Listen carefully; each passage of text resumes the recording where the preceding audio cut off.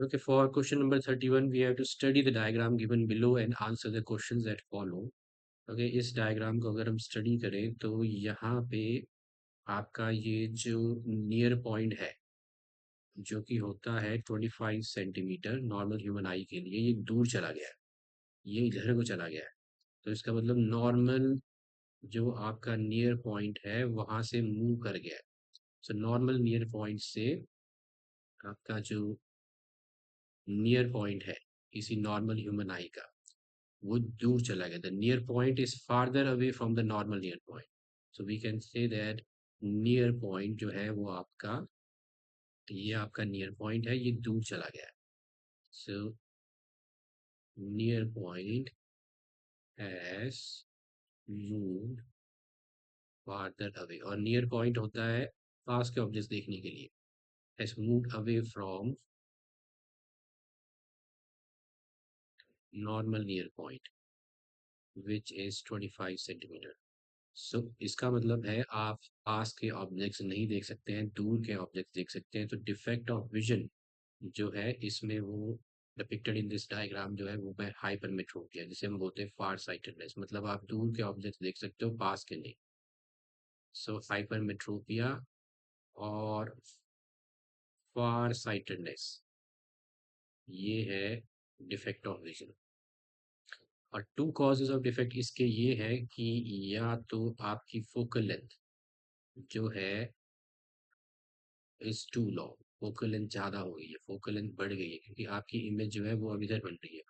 तो ये आपका फोकस है, तो इसका मतलब फोकल लेंथ आपकी इंक्रीज हो, फोकल लेंथ हैज इंक्रीज्ड।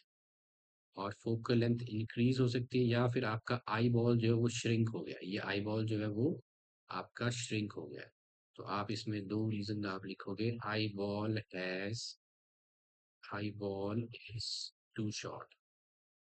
तो this could be the two reasons, या तो फोकल लेंथ बढ़ गई है, focal length of is too long, और eyeball has become too small. तो focal length is too long और eyeball is too small. Focal length is too long और eyeball is, we can say too small, ये too small, आप ऐसे याद रखें, to small. Okay, अब इसमें पूछा है name the type of lens use to correct this defect, और इस डिफेक्ट को हम करेक्ट करेंगे by using convex lens of suitable focal length. So this defect can be corrected by using a convex lens of appropriate power. So by using, कैसे correct होएगा? So this is corrected by using a convex lens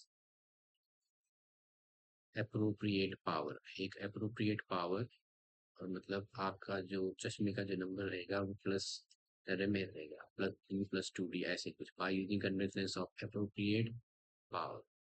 और ये कैसे correct करेगा, इसमें आप diagram भी बना सकते हो। तो मान लो लेट दिस आई बॉल बनाया जिसमें ये कॉर्निया और ये है आई, और यहाँ पे है आपका convex lens, convex sorry eye lens, ये है आई लेंस। हमें यूज करना है एक कन्वेक्स लेंस जो कि जो रेज ऑफ लाइट है, जो आपका नॉर्मल नियर पॉइंट है, ये आपका नॉर्मल नियर पॉइंट था, ये आपका दूर चला गया है, ये आपका इधर चला गया है। तो क्या करेगा ये, जितनी भी रेज ऑफ लाइट है यहाँ से रेज ऑफ लाइट को कन्वर्ज करेगा, और ये कन्वर्ज करेगा, फिर ये थोड़ा और कन्वर्ज करेगा आई लेंस, और सभी रेज ऑफ लाइट को ले आएगा रेटिना पे, यहाँ पे। तो इस तरह से ये रेज ऑफ लाइट को कन्वर्ज करेगा। तो आपका नॉर्मल नियर पॉइंट जो है फिर से 25 सेंटीमीटर पे आ जाएगा। मतलब आप जो है पास के ऑब्जेक्ट्स देख सकते हैं, और हमें लगेगा ये रेज ऑफ लाइट यहाँ से आ रही है जहाँ पे आपका नॉर्मल नियर पॉइंट चला गया है। सो इसको हम बनाते हैं, जब हम शो करते हैं कि लग रहा है इट सीम्स टू बी, तो इन रेज ऑफ लाइट को हम करेंगे डॉटर। So this is how this is the correction of hypermetropic I.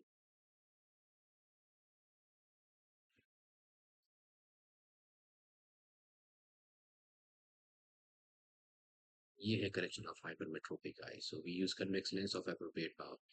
Next question है what is dispersion of white light.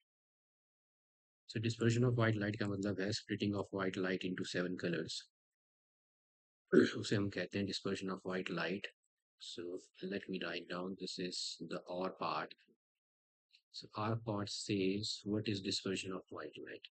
So dispersion means splitting of white light into its constituent. Constant मतलब जिससे white light बनी है, जो components हैं उसके. The splitting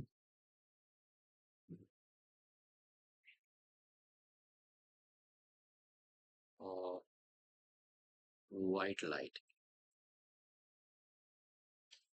into its constituent colors is called dispersion.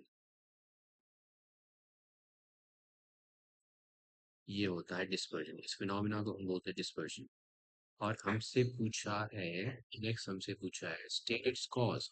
सो इसका cause है कि जो वाइट लाइट में जो कलर्स है उनकी होती है अलग अलग वेवलेंथ, और अलग अलग वेवलेंथ के कलर्स जो है अलग अलग एंगल्स पे बेंड होते हैं। तो हम बोल सकते हैं कि जो अलग अलग कलर्स हैं, अलग कलर्स मतलब different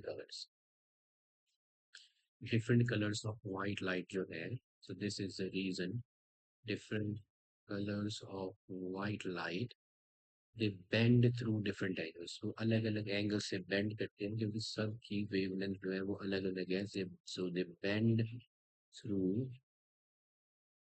different angles with respect to incident rays. I will show you it in the diagram. मैं ये बताऊंगा आपको डायग्राम में with respect to the incident line. And let me show you how. मान लेते हैं ये आपका प्रिज्म है और वाइट लाइट जो है वो ये है वाइट लाइट, जिसे हम बोलते हैं इंसिडेंटल। तो इस वाइट लाइट का एक्चुअली पाथ होना था ऐसे, अगर ये प्रिज्म नहीं होता तो ये होना था, तो इसे हम शो करेंगे आपके डॉटर लाइन से। तो इसने ऐसे जाना, लेकिन हुआ क्या, ये करेगी बेंड और स्प्लिट होगी इसके 7 कॉन्स्टिट्यूएंट कलर्स में। ये है 7 कॉन्स्टिट्यूएंट कलर्स, 4, 5, 6 और 7। और अगर हम यहाँ पे स्क्रीन बनाए तो स्क्रीन पे ये 7 कलर्स जो है बैंड ऑफ 7 कलर्स को स्पेक्ट्रम, ये है मान लो स्क्रीन, ये मान लेना।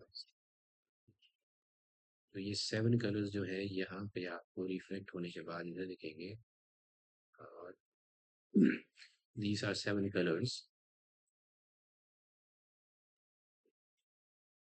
और इन 7 कलर्स को याद रखने के लिए हम यूज करते हैं विप्योर। सो this is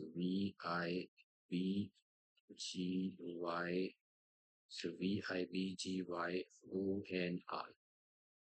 Okay, so this is the reason what this is the incident white light। मैं यहाँ लिख दूंगा incident ray which is the white light. और ये हो गए 7 कलर्स, ये हैं इनकी directions. These are the directions of the incident white light. और ये है आपका VIBGYOR, violet, indigo, green, yellow, orange and red. और इसे हम बोलते हैं बैंड ऑफ 7 कलर्स को हम बोलते हैं स्पेक्ट्रम। तो ये है आपका स्पेक्ट्रम। क्योंकि इस कलर इस जो फिनोमेना है स्प्लिटिंग ऑफ वाइट लाइट में, जो कि जिसे हम बोलते हैं डिस्पर्शन, सो ये हो रही है डिस्पर्शन। इस डिस्पर्शन में जो सबसे कम बेंड करेगी वो है रेड लाइट, जो सबसे ज्यादा बेंड करेगी वो है वॉयलेट।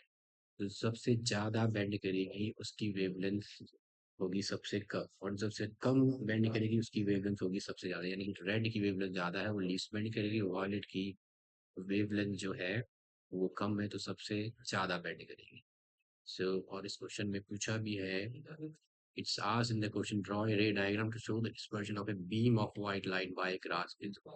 so ये है diagram to show dispersion।